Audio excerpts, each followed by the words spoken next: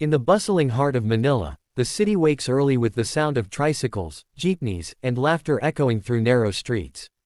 Among the many faces blending into the rhythm of everyday life is Ramon, a jeepney driver with calloused hands and a tired smile, and his 12-year-old son Elias, a boy with bright eyes and a voice that could silence the city's chaos. Their mornings begin before sunrise, Ramon polishing his old jeepney while Elias hums softly beside him. Life has never been easy for them since Elias's mother passed away 3 years ago. She had been a small-time singer in local cafes, her dream always to see her family's name on a grand stage. Ramon promised to keep that dream alive, even if it meant working long hours to provide food and a roof over their heads. Every evening, when the heat of the day softens and the streets start to glow under the dim yellow lights, Ramon parks the jeepney near a busy corner. He takes out his battered guitar, and Elias stands proudly beside him with a small speaker and microphone donated by a neighbor. Together they sing, their voices blending perfectly, Ramon's deep and raw, Elias's pure and angelic. People often stop to listen, dropping coins into a small cup while recording the duo on their phones. For them, those performances are more than a means to survive, they are a reminder of love, resilience, and the bond between a father and son. After the songs end, they share simple meals of rice and sardines while talking about their dreams. Ramon tells Elias that one day, their music will travel beyond Manila, across oceans, to places where people don't even speak their language but will feel their message. Elias smiles, believing every word. In their small, cramped apartment, they fall asleep to the hum of the city and the echo of their songs, unaware that destiny is quietly listening. One humid afternoon, while performing at a charity event in a nearby plaza, something unexpected happens. The crowd gathers as usual, but one person in particular, a tourist from Los Angeles, can't look away. The duo sings, "You Raise Me Up," and as Elias hits a note so high it feels like hope itself, the tourist records the entire performance and posts it on social media with the caption, "This father and son in Manila just made me cry." Within hours, the video begins to spread. Overnight, their voices travel farther than they ever imagined. The next morning, Elias wakes to find his phone buzzing non-stop. Strangers from all over the world are commenting, sharing, and expressing how their music touched them. Some call them, the Angels of Manila, while others tag America's Got Talent, suggesting they deserve a chance on that big stage. Ramon laughs at first, thinking it's just online noise, but the messages keep pouring in. Days later, while Ramon is fixing his jeepney, an email arrives from a producer at America's Got Talent. At first, he assumes it's a scam, but when they call and speak directly with him, his heart nearly stops. They want him and Elias to audition in person in Los Angeles. The idea feels impossible. How could they afford the trip? Who would drive the jeepney while he's gone?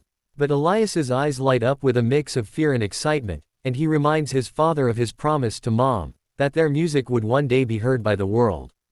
The neighbors rally behind them, organizing a small fundraiser, selling food, and donating what little they can. Even local musicians help spread the word. When they finally buy 2 plane tickets, Ramon looks at them in disbelief.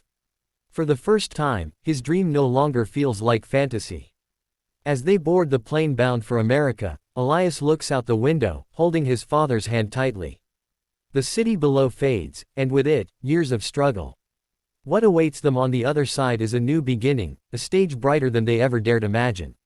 When the plane touched down in Los Angeles, Ramon and Elias could hardly believe where they were. The air felt different, the streets wider, the skyline taller, and everything moved at a pace they had never known.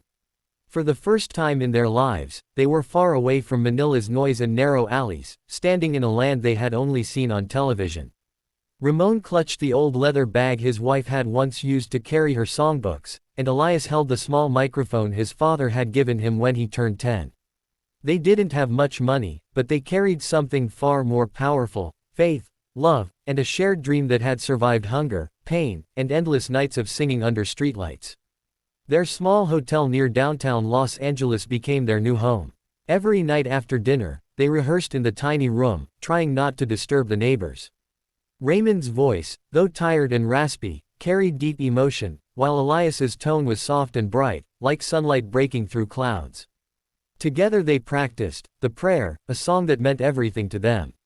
It was the one Elias's mother used to sing before bed, her favorite duet. Each lyric reminded them of her, and each harmony brought tears to their eyes.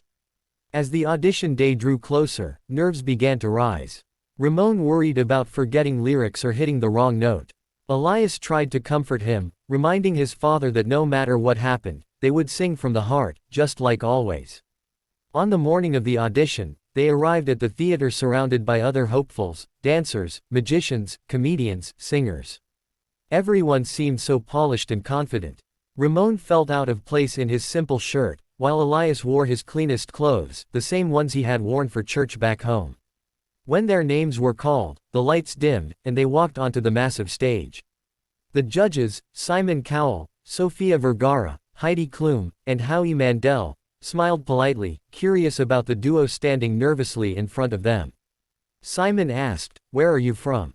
Ramon replied, "We are from Manila, Philippines." The audience cheered loudly. Then Simon leaned forward and asked, "What makes you special as a father and son duo?" Ramon took a deep breath and said, "We don't sing for fame. We sing for love. We sing to remember my wife, his mother." A hush fell over the crowd. When the music began, Ramon closed his eyes, and Elias gripped the microphone.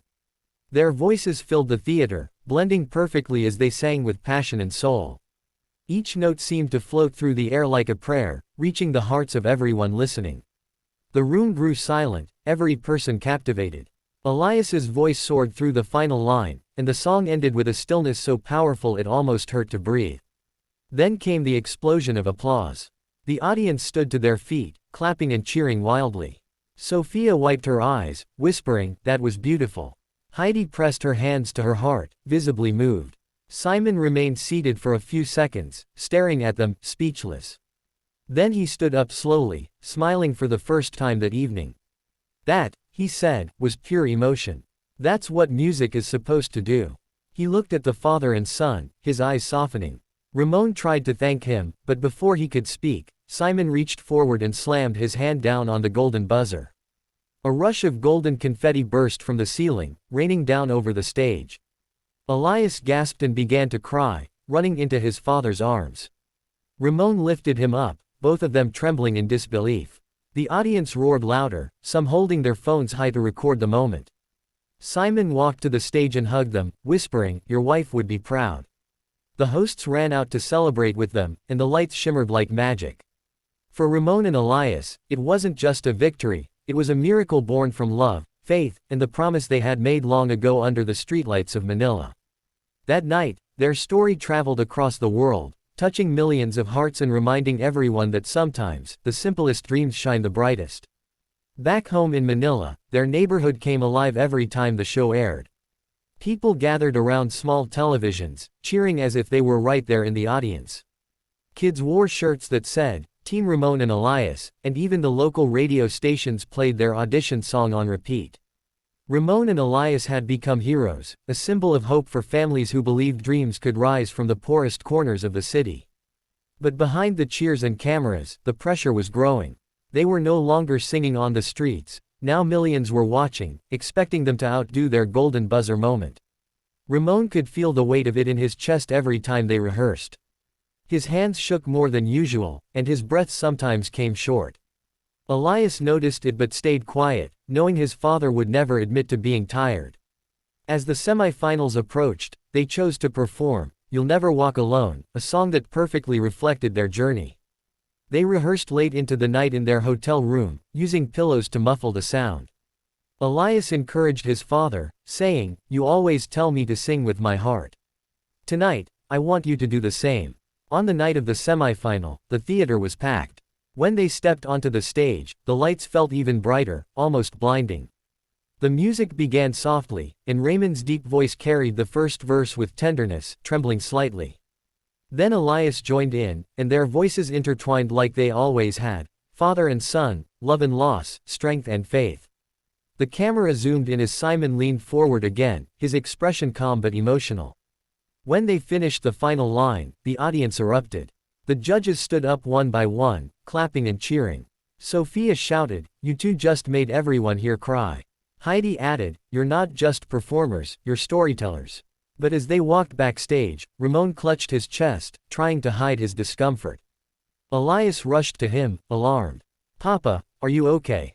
Ramon nodded weakly, forcing a smile. "I'm fine, Anik. Just tired." The medics checked him quickly and told him to rest. That night, they barely slept. Despite his pain, Ramon smiled as he watched their performance replay on TV. "We did it, my boy," he said softly. "No matter what happens next, you made me proud." When the results came in, they learned they had made it to the finals by a slim margin. They cried together, both relieved and terrified. They knew this would be their hardest performance yet. The final night arrived faster than they expected.